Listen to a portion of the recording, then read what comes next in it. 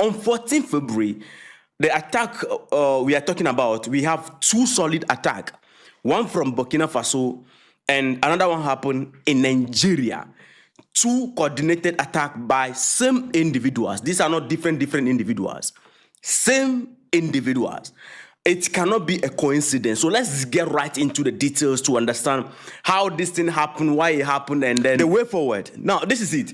On the Saturday, 14 February 2026, when everybody celebrating their Valentine and then carrying out their love vibe, a truck carrying tomato traders from Ghana was caught up in attack in Titao.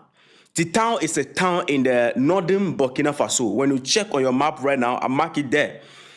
It's somewhere closer to Mali, thereabout. It's at the northern side. All right. Now, these are the people that were affected. The vehicle was carrying tomato traders, people from Ghana who were transporting their tomatoes. They got to Tito market and then the attack happened. We are dealing with the first attack that happened in Burkina Faso, which involved Ghanaians, and then from there we go to what happened in Nigeria. All right. So first, when the thing happened, it wasn't really clear how many people died and the casualty and all that. Now all details are out. According to some details on Joy News, with some details on TV3, one of our mainstream media, not one of our mainstream media, TV3 and Joy News. TV3 interviewed some individuals who know or have detail of what exactly happened. According to them, 7 people who are Ghanaians, they died. And on Joy News, when you combine both of them, you realize this is how the whole thing happened. The people came. They were on their normal, usual business activity.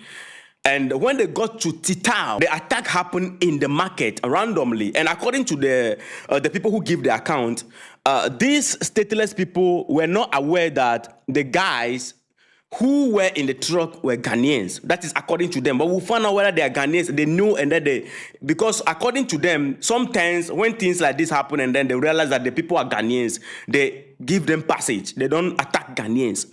But this time, the thing went different. Men in front of the truck and women were at the back of the truck. All the men in front of the truck were offline. Now, one of the driver actually locked himself in his car that, look, he's not going to come out. So the driver was kind of like a little bit tough to the command of these stateless people. What they did was that since you want to remain in the car, no problem. They locked him in the car and then the entire car fire. Sad situation that happened in Titao market. Even as I'm talking to you, the entire details of how many people are dead are not fully out, because on TV3 I heard that 7 people were unalive. But according to detail, look like it could be more. I don't know. More details might come out later, but available information is what I'm giving you. The Ministry of Interior actually communicated the thing. When the thing happened, Burkina Faso communicated to the minister or the ministry, and then they responded, and then they said they received disturbing news from Burkina Faso, which involved our traders who were caught up in an attack. According to eyewitnesses, it is not that these stateless people knew that these are Ghanaians and then they were targeted, all right? I said targeted, forgive me, yeah. So it is not like these are Ghanaians and then they targeted the Ghanaians and then went attack Ghanaians. It was coordinated attack. And the people who died that I'm mentioning to you right now are the Ghanaians involved. Others who are Burkina based, I don't know how far yet. More details will be coming out and I'll be publishing that also. Currently, as I'm talking to you right now, the Ghanaian embassy or Ghana's embassy in Burkina Faso is working with local authorities of Burkina Faso to secure the site of the attack and verify the status of the traders involved in the attack. Now let's pause from here and switch to Nigeria and understand what happened in Nigeria. Then we come back to understand how this whole thing cannot be a coincidence and why Ghanaian traders are actually in Burkina Faso, but this time hustling tomatoes. Some of the traders have spoken right from Ghana here. And then I'll come and explain to you how warnings were issued to the drivers and people who were involved in this incident in Burkina Faso. Warnings were issued from our embassy, from the security personnel, and some of them who fell victim actually, according to some report that I'll mention to you from credible sources, they ignore the warnings. which if they could have or they have listened to these warnings, these things would have been prevented. But they ignore the warning. We are coming back to that, so stay tuned, right? This is what happened in Nigeria. On the same day, 14 February, some stateless people launched coordinated dawn attack on 3 separate communities in northern Nigeria on Saturday, 14 February. The attack took place in the Bogu area of Niger State, which border Kwara and Katsina State. 3 communities within this area were attacked, and 32 people were by in this particular incident in Nigeria. There are also reports that a lot of people were adopted, and the exact number of people who have been taken out of the town, kidnapped, are not yet confirmed as I'm speaking to you. These people went there at dawn and then did the whole thing where the civilians were sleeping, and this thing happened.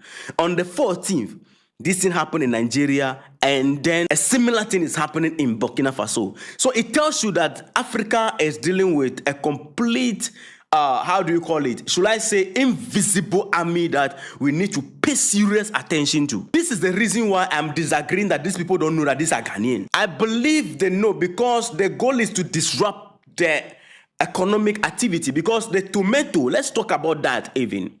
Why are Ghanaian traders, or Ghanaians, why Ghanaians are trading tomatoes in Burkina Faso when we have fertile land here? Currently, the Burkina Faso government, they are going to deploy, because of this thing that happened, they are going to intensify the security on this line, particular, which is the root of this tomato business. Now, the route, there is a well-established trade route. According to report that I have from TV3 also, the man who gave the report, 2 people were interviewed.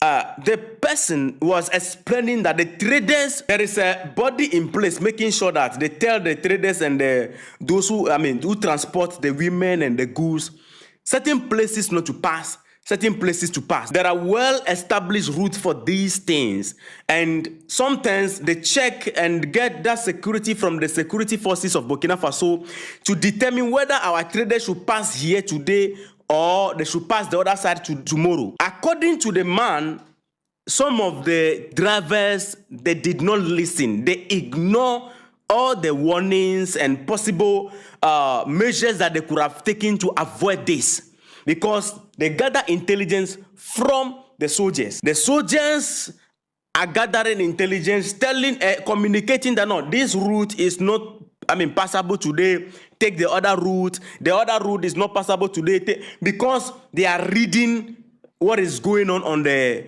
road and they are tracking these people. But the drivers ignore. So this could have been avoided actually. The narrative that I'm not agreeing with is that to say that the Ghanaian traders were not targeted, random attack, and then these people fell victim is what I don't want to take. Our